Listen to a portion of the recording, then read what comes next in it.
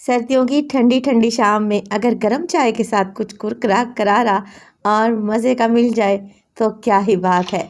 और आज की रेसिपी, ना ही तो आपको इसमें ज़्यादा खर्चा करने की ज़रूरत है और ना ही आपका टाइम ज़्यादा लगेगा। बिस्मिल्लाहिर्रहमानिर्रहीम, अस्सलाम वालेकुम। खुश रहें, आबाद रहें, जहाँ भी रहें हैप्पी रहें और हेल्दी रहें। तो मैं हूँ फ़ाइज़ा और वेलकम करती हूँ आपको चटपटे पकवान में। आज आप लोगों से शेयर करूँगी ऐसे झटपट टेस्टी और ज़बरदस्त स्नैक जिसे बनाकर आपका दिल खुश हो जाएगा और आप इन्हें पहली बार बनाएंगे। रेसिपी को अंत तक देखें, अच्छी लगे लाइक कर दें और चटपटे पकवान को सब्सक्राइब भी कर लें। तो चलें फिर रेसिपी स्टार्ट कर लेते हैं। तो सर्दियों का चटपटा करारा सा ये मज़ेदार स्नैक बनाने के लिए हमें चाहिए होगा ढेर सारा हरा धनिया। जी हाँ, इस रेसिपी का मेन इंग्रेडिएंट ही हरा धनिया है, जो कि बड़ा ही खुशबूदार और फ्रेश आया हुआ है। तो हम लोगों ने क्या करना है, यहाँ पर 1 पाव या फिर 250 ग्राम के लगभग ले लेना है हरा धनिया, जिसको हमने क्या करना है, साफ़ करना है। पीले पत्ते और घास फूस निकाल कर अलहदा कर लें और डंडियों को एक ही डायरेक्शन में सीधा कर लें। जैसे आमतौर पर हम घर में पालक या साग बनाते हैं ना, बस वैसे ही आप लोगों ने हरे धनिया को भी सेट कर लेना है। सारा हरा धनिया काट लें तो ऊपर से थोड़ी सी डंडियाँ तकरीबन 2 इंच के बराबर काट कर रिमूव कर देनी है आप लोगों ने। चलें जी, यहाँ तक तो काम हो चुका। अब हमने करना है हरे धनिया को अच्छे तरीके से वॉश, क्योंकि इसमें ढेर सारी मिट्टी होती है। तो आप लोग क्या करें, एक मुट्ठी बना लें हरे धनिया की और इसी तरह ही इसे वॉश करें।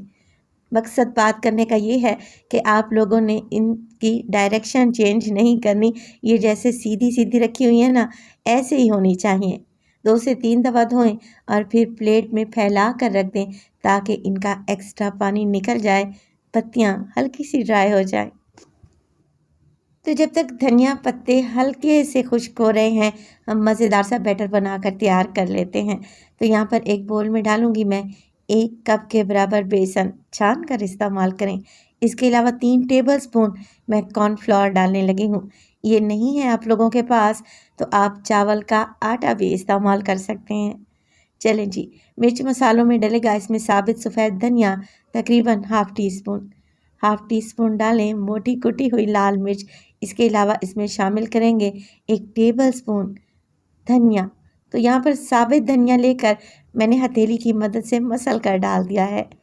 इसके अलावा डालेंगे इसमें अच्छे खुशबू और टेस्ट के लिए अजवाइन।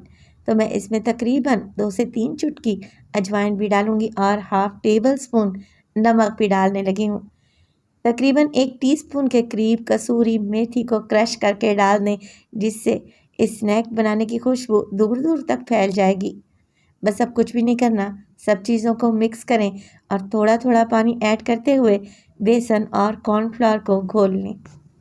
अच्छा, यहाँ पर जो हमने मिक्स तैयार करना है वो पकौड़ों की तरह ही मिक्स तैयार करना है, यानी कि बैटर ना ज़्यादा गाढ़ा रहना चाहिए और ना ही बहुत ज़्यादा पतला। यहाँ पर मुझे कलर हल्का सा डिम लग रहा था तो मैं इसमें डालूँगी हल्दी 1/4 टीस्पून, जिससे कलर बहुत खूबसूरत आएगा। चलें जी, मिक्स कर लेते हैं हल्दी को भी और इसे एक साइड पे रख देते हैं। अच्छा जी, तेल को मैंने पहले ही गरम करने रख दिया था, तकरीबन मीडियम टू लो फ्लेम पे।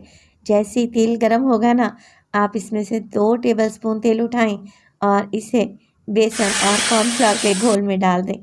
इससे क्या होगा, पकौड़े इंतहाई क्रिस्पी और शानदार बनेंगे।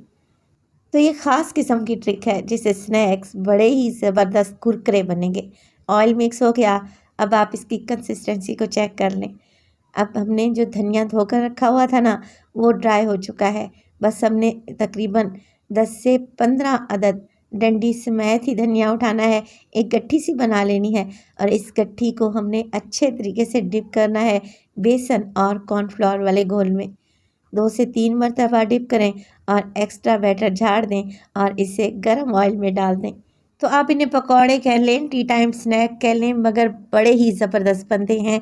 इनका टेस्ट आपको हैरान कर देगा और ज़्यादा चीज़ों की भी ज़रूरत नहीं है, क्योंकि हरा धनिया, बेसन, नमक, मिर्च मसाले तो हर घर में मौजूद ही रहते हैं। चलें जी, उलटते पलटते रहेंगे और इन्हें मीडियम टू हाई फ्लेम पे फ्राई करेंगे ताकि ये स्नैक्स बड़े ही क्रिस्पी और शानदार बने। 2 से 3 मिनट के लिए उलटते पुलटते रहें जब तक कि अच्छा बेहतरीन गोल्डन कलर नहीं आ जाता। तो बस जी, सारे स्नैक्स ऐसे ही बनाकर तैयार कर लें और मैं आपको चेक करवाती हूँ कि ये कितने टेस्टी बने हैं। आप इन्हें सर्व करें केचप के साथ, हरी चटनी के साथ। आप ये रेसिपी घर में ट्राई करें, मैं आपको गारंटी देती हूँ कि ये समोसे पकौड़े कचौड़ियों की भी छुट्टी कर देगी। ये कोई इतने मज़े के बनते हैं।